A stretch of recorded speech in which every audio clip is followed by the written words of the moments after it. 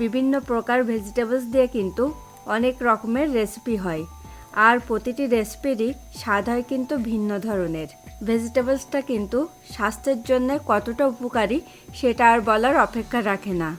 বাইরেও কিন্তু প্রচণ্ড গরম, আর এই গরমের দিনে কিন্তু হালকা পাতলা খাবার দাবারই খেতে বেশি আরামদায়ক। তাই আজকে আমি আপনাদের জন্য নিয়ে এলাম তেমনই একটা ভেজিটেবলসের রেসিপি, আর সেটা হলো ডালের বড়া দিয়ে সজনে ডাঁটার ঝোল।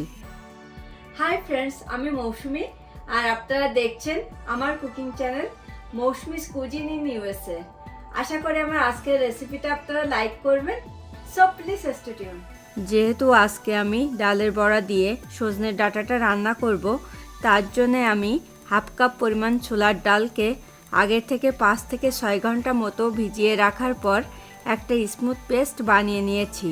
আর আমি ভিডিওর লেন্থটা একটু ছোট করার জন্যে ডালটা ভেজানো বা পেস্ট করাটা আর দেখালাম না। এরপরে আমি এখানে 1/3 টিস্পুন শুকনো লঙ্কার গুঁড়ো, 1/3 টিস্পুন জিরে পেস্ট ও স্বাদ মতো নুন অ্যাড করে সব কিছুকে কিন্তু খুব ভালো করে মিশিয়ে নিচ্ছি। আপনারা কিন্তু চাইলে এখানে জিরে পেস্টের পরিবর্তে জিরের গুঁড়োও অ্যাড করতে পারেন।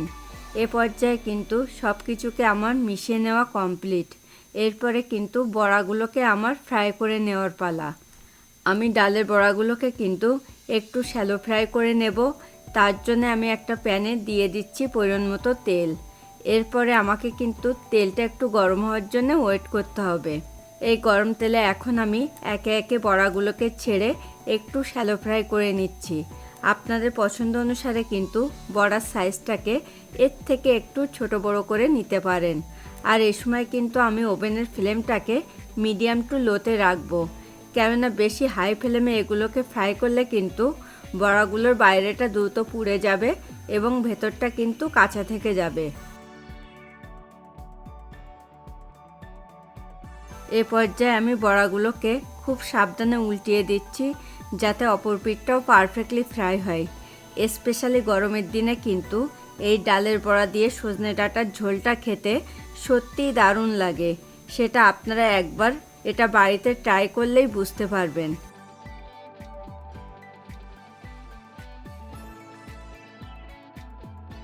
দেখুন বড়াগুলো কিন্তু আমার পারফেক্টলি ফ্রাই হয়ে গেছে।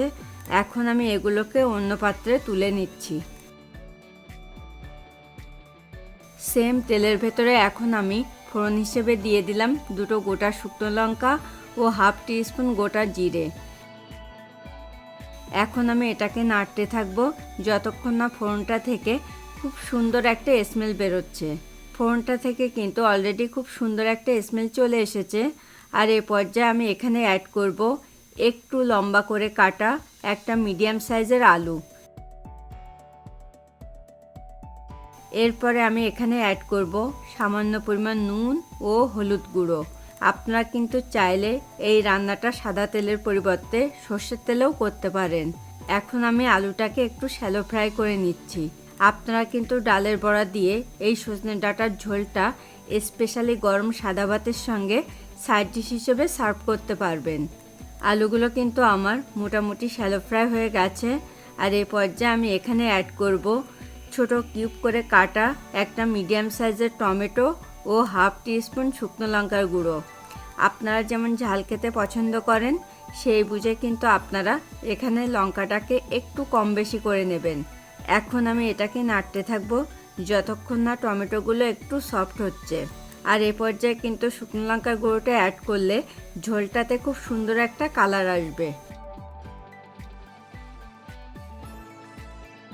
দেখুন টমেটোগুলো কিন্তু আমার মোটামুটি সফট হয়ে গেছে। আর এ পর্যায়ে আমি এখানে একে একে অ্যাড করব 1 টিস্পুন আদা পেস্ট, 1 টিস্পুন জিরে পেস্ট, 1 টিস্পুন ধনে গুঁড়ো, 1 টিস্পুন হলুদ গুঁড়ো, স্বাদ মতো নুন ও সামান্য পরিমাণ জল। এরপরে আমি মশলাটাকে এমনভাবে কষিয়ে নেব যাতে মশলাগুলোর কাঁচা স্মেলটা চলে যায়। আর এখানে একটু জল অ্যাড করলাম যাতে গুঁড়ো মশলাগুলো পুড়ে না যায়। মশলাটা কিন্তু আমার কষানো কমপ্লিট। আর এই পর্যায়ে আমি এখানে একটু লম্বা করে কাটা 500 গ্রাম সজনের ডাঁটা অ্যাড করে আবারও 1 থেকে 2 মিনিট মতো কষিয়ে নেব। এরপরে আমি এখানে অ্যাড করব পরিমাণ মতো জল, 3টে কাঁচা লঙ্কা চেরা ও হাফ টিস্পুন সুগার। সুগারটা কিন্তু এখানে ব্যালেন্সিংয়ের কাজ করবে। এখন আমি সব কিছুকে খুব ভালো করে মিশিয়ে নিয়ে এটাকে ঢেকে দেব যতক্ষণ না ভেজিটেবলসগুলো 95% মতো সেদ্ধ হচ্ছে। ভেজিটেবলসগুলো কিন্তু আমার 95% মতো সেদ্ধ হয়ে গেছে। আর এই পর্যায়ে আমি সেই ফ্রাই করে রাখা ডালের বড়াগুলো এখানে ছেড়ে 5 মিনিট মতো ঢেকে রাখবো, কেননা ডালের বড়াটা কিন্তু সেদ্ধ হতে খুব বেশি টাইম লাগে না। আমার আজকের এই রেসিপিটা আপনাদের কেমন লাগলো সেটা কিন্তু আমাকে অবশ্যই কমেন্ট করে জানাবেন। আর ভালো লাগলে কিন্তু প্লিজ ভিডিওটাতে একটা লাইক করবেন, আর সম্ভব হলে কিন্তু প্লিজ ভিডিওটা আপনাদের ফ্রেন্ডস অ্যান্ড ফ্যামিলির মাঝেও একটু শেয়ার করে দেবেন। মাঝে আমি এটাকে একটু নাড়িয়ে দেব যাতে সব কিছু পারফেক্টলি সেদ্ধ হয়। আবারও আমি এটাকে ঢেকে দেব বাকিটা হওয়ার জন্যে। আমার সব কিছু কিন্তু সেদ্ধ হয়ে গেছে। আর এই পর্যায়ে কিন্তু আমি ঝোলটাকে এর থেকে বেশি শুকাবো না, কেননা পরে কিন্তু আলু ও ডালের বড়াগুলোতে বেশ কিছুটা ঝোল টেনে নেবে।